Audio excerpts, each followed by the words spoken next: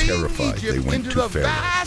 This is the finger of God, just one they tiny confessed. speck amidst Their an endless confidence landscape shattered. of sand dunes. But Pharaoh It's would an not epic listen. wide shot. The Scene fourth 30, plague, Moses. a Meeting thick, Zipporah buzzing at a well in swarm of Midian. flies It's a descended moment upon of peace Egypt. after his They flight. darkened the sky Warm, and filled the lighting. homes of the Pastoral Egyptians. speech. A Scene buzzing, 14. crawling plague that brought Moses, as a disease shepherd and in filth. Midian, But in the land of peacefully leading Goshen, his where flock the for 40 Israelites years. lived,